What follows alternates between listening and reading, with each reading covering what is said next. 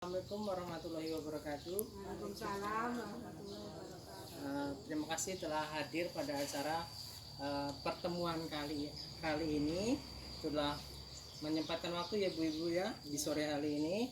Nah, sebelum kita mulai acara ini, marilah kita berdoa menurut agama dan kepercayaan masing-masing. Berdoa mulai.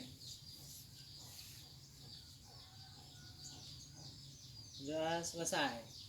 Nah, ibu-ibu, pertemuan bulan kemarin kan kita membahas tentang kesakitan pada anak dan kesehatan lingkungan. Nah, masih ingat nggak Bu, sakit pada anak tuh biasanya sakit apa?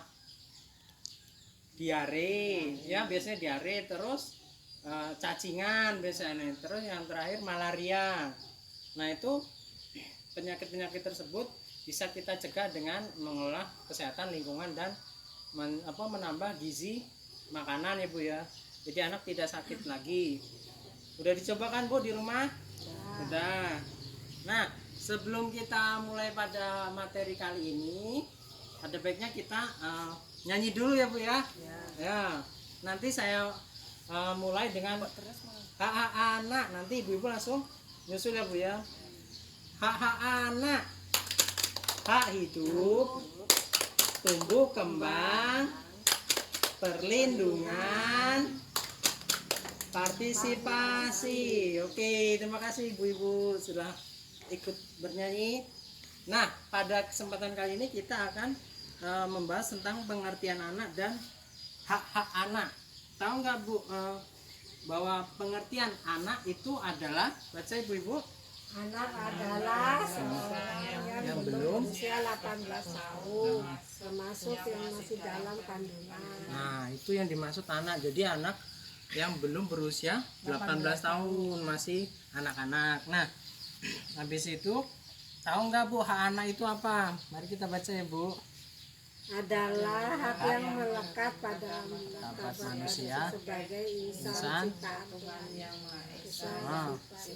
Tidak boleh dilanggar oleh siapapun dan yang seolah-olah merupakan suatu holy area. Nah, jadi anak-anak itu punya haknya masing-masing, bukan hanya kita orang tua.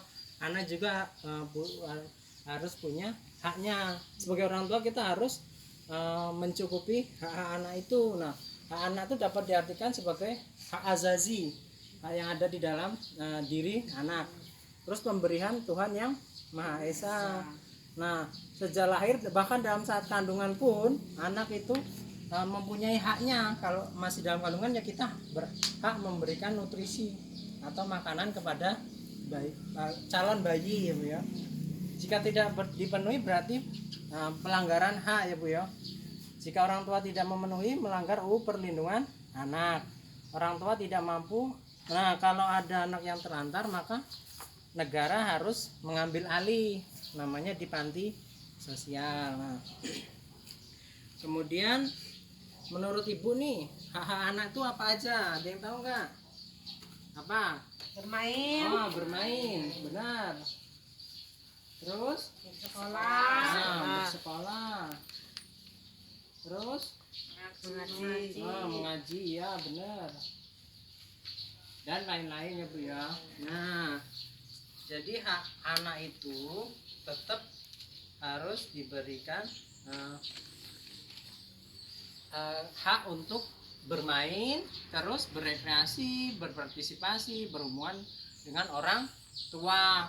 Nah, kalau bisa anaknya itu diberi kalau anak kita lahir, kita daftarkan di mana? Dibuatkan apa biasanya kalau habis lahir? Nah, benar Bu Rojana. Jadi kalau anak kita lahir diberi identitas. Jadi bisa dimasukkan di dalam kakak keluarga. Nah, diberi biar pendidikan, biar bersekolah. Nah, kemudian ada ini nih, ada latihan ya Bu ya. Jadi ibu-ibu kan sudah saya berikan namanya kartu gambar hak anak. Ya, bisa kan? Apa aja coba Bu Rojana dibaca?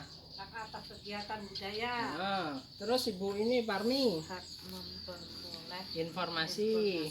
Ibu Supiani, hak atas pendidikan, terima kasih Bu. Berisi pas? Baca kan tidak mendapat hak tidak mendapat hukuman. Nah, nanti masing-masing coba tempelkan di dalam plano ini. Nah, ini ada hak hidup, hak tumbuh kembang yang kita nyanyi tadi, terus perlindungan, kemudian partisipasi. Nah, sekarang coba Bu Rejana, itu tulisannya apa? Hak kegiatan budaya. Nah, itu tempel di mana itu? Ayo.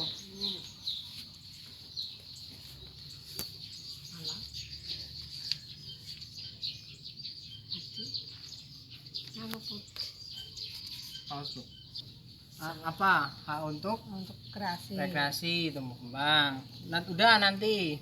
Selanjutnya Ibu Parmi, apa? Tulisannya apa, Bu? Hak memperoleh. Informasi. Itu di mana? Sini. Coba Sini. tempel ya. Ya. Ya. Nah, terima kasih Ibu ya Supriyani. Hak hidup. Nah, terima kasih. Kemudian Ibu Sipas. Ya. Di perlindungan. Nah, sudah terima kasih. Nah, Ibu-ibu, inilah hak-hak anak dalam tumbuh kembang.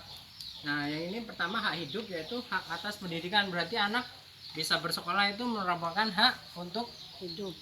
Kemudian hak untuk berekreasi dan bermain itu masuk ke kategori tumbuh kembang. Nah, hak korban trafficking ini, korban penjualan anak, masuk di dalam perlindungan, dan hak memperoleh informasi masuk ke partisipasi. Nah, ibu-ibu, jadi hak anak merupakan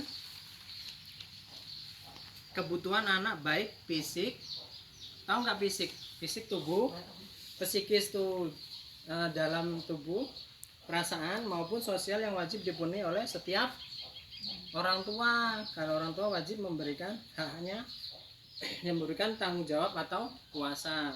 Kemudian jika orang tua atau dewasa tidak melaksanakan kewajiban, berarti melanggar UU perlindungan anak karena menelantarkan anak. Nah, kemudian yang keempat, jika orang tua tidak mampu, umpamanya sangat miskin, bisa tidak mampu melindungi hak anak, maka negara wajib mengambil alih tugas tersebut, misalnya ditempatkan di panti sosial. Nah, demikian pertemuan kali ini. Jangan lupa nanti di rumah kebutuhan anaknya tolong diberi yang kita sama-sama belajar tadi, yaitu memberikan hak bermain, berkreasi, berpartisipasi. Pokoknya hak anak itu wajib kita berikan ya Bu ya, jangan sampai tidak diberikan. Nah, saya akhiri pertemuan kali ini. Wabillahi taufiq wal hidayah. Wassalamualaikum warahmatullahi wabarakatuh.